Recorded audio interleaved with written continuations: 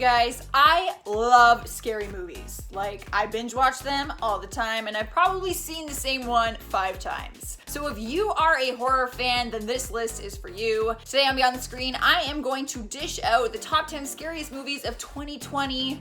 Obviously, so far. I'm your host for this one. I'm Joss Bedard. Thanks for coming back to Top 10 Beyond the Screen. You can keep up with us outside of YouTube. Our social media links will be linked down below. And if you're new here, stick around to the end because we do comment shout outs and they are a lot of fun. But for now, I'm going to get into this list. Get a notepad, screenshot, film it, whatever you gotta do, but you're gonna wanna watch these movies.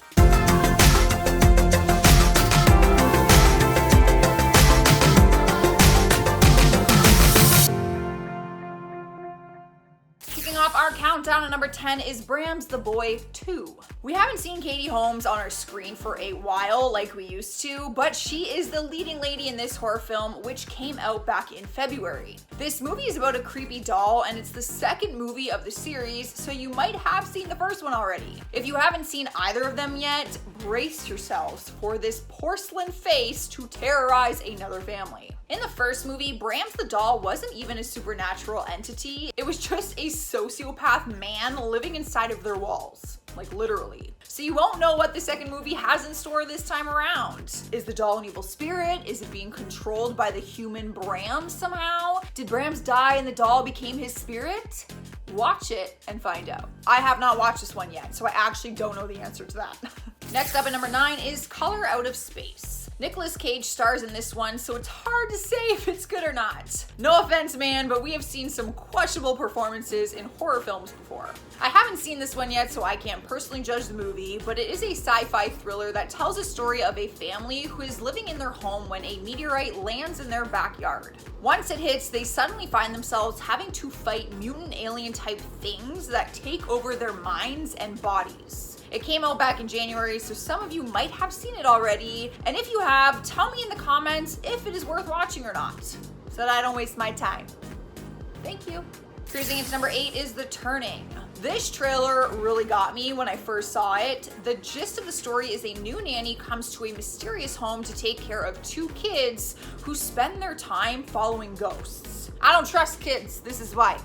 They see ghosts and stuff. Their parents died, so they needed someone to come in and act as their guardian. If this story sounds familiar to you, it's because it's an adaptation of The Turn of the Screw, an 1898 novel written by Henry James. And the man behind this one always gives us a good scare. Steven Spielberg executive produced it and called it a passion project because he said he needed to be involved somehow. It first got released in the US back in January, so my American friends on here probably saw it before us Canadians did. You win. In the number 7 spot is Gretel and Hansel. We were told a fairy tale Hansel and Gretel when we were kids, and if we're being honest, the majority of fairy tales are actually terrifying when you think about them now. Like, how did we ever think that it was acceptable to cook children alive in an oven? Well, this new version of the story came out in January, and it's Oz Perkins' reimagination of the German fairy tale. He fully embraces the fact that all fairy tales are horror stories, and he turns the whole story on its head by heightening the supernatural elements of witchcraft. After watching this one, you probably won't look at any children fairy tales the same ever again. Honestly, just watch the trailer.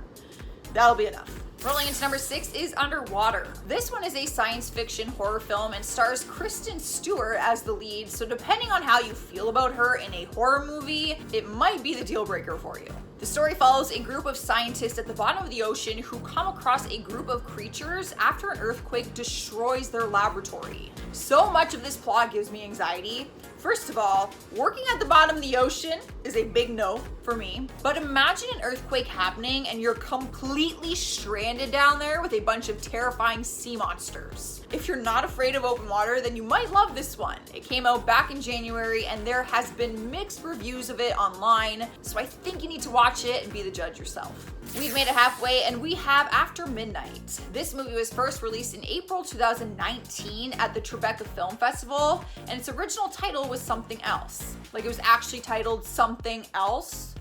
Not that I was saying it was something else. I'm glad I cleared that up for you. But then it was changed and later released to limited theaters and platforms in the US back in February of 2020. It's a unique horror film and it's an American romantic monster movie. Romantic monster? I don't know how this is gonna go. It follows the story of a man named Hank after his longtime girlfriend, Abby, leaves town unannounced without any explanation. After she's gone, he discovers that a mysterious creature has begun stalking him every night. He feels that this monster has to do with Abby's disappearance, so he waits and sets up traps, but of course, the monster might actually just be something internal. Like it's not actually there. You know what I'm saying? Here now at number 4 is Fantasy Island. This supernatural horror film came out in February and stars the Pretty Little Liars actress Lucy Hale. The movie is a reimagination and prequel to ABC's 1977 TV series. It follows 5 people who travel to an island and discover that their dream fantasies are brought to life. Sounds like a positive thing, right? Wrong. Because this movie has a twist and is the perfect example of be careful what you wish for. Their fantasies end up turning into horrific living nightmares that they have to survive from.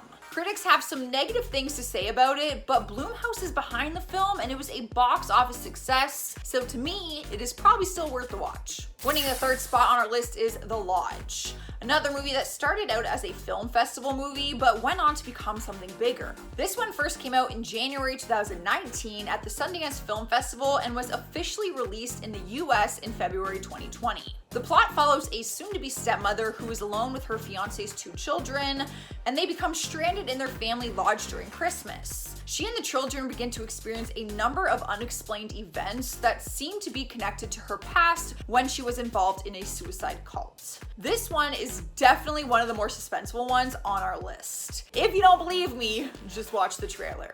It looks so good. Real scary though. Real twisted. And at number 2 is The Invisible Man.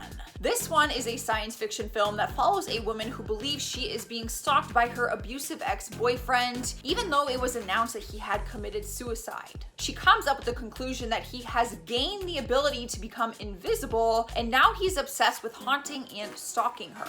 Elizabeth Moss takes on the lead role, and critics have called it intense and clever. Also, they called it one of the biggest studio horror films in recent years. But everyone has their own opinion, especially when it comes to scary movies, so I do think you guys should be your own judge. Honestly, I never go off someone else's opinion on a movie. You gotta watch it and then judge for yourself. Coming into the number 1 spot is The Grudge. I know there has been a lot of versions of this film, but it's been a while since we've seen it, so I was personally thrilled when I heard that a new one was coming. However, it had mixed reviews. Some people would say it was terrifying, and others will say that it was slow and did not meet their expectations. It does tell a good ghost story though after it starts with a horrific murder. It was produced by Sam Raimi, and he is a man of horror, so I have good faith that he will pull through on this one. You will recognize the Grudge demon from the other movies, but the movie tells a brand new story with a brand new twist. Guys, I don't think The Grudge cannot be scary. That literally still haunts me from my childhood. Well, that is our list of scary movies. Let me know what you think of them down in the comments. Have you seen any? Are you going to watch them? What are your opinions? Also, give the video a thumbs up so I know you liked it. But for now, I'm going to check out some comments from celebrities that destroyed their careers in 2020. Jim McCracken says, why do you introduce yourself as Joss, but on screen your name is Jocelyn? Well, because my full name is Jocelyn Bedard. However, I prefer to be called Joss, and that is my social media username, so I go by Joss.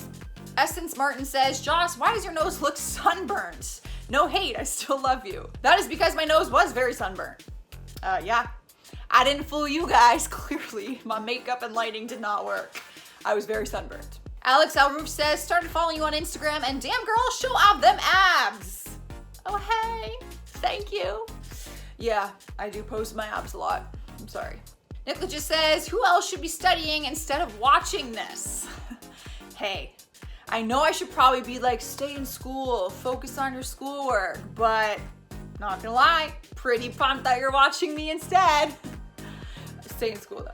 All right, guys, that is all I have for you. I'm getting out of here. Make sure you subscribe, ring the bell, comment, like, do all of the things. I'm your host, Joss. I will see you in the next one. You can keep up with us outside of YouTube. Our social media links will be linked down below. And if you're new here, sure.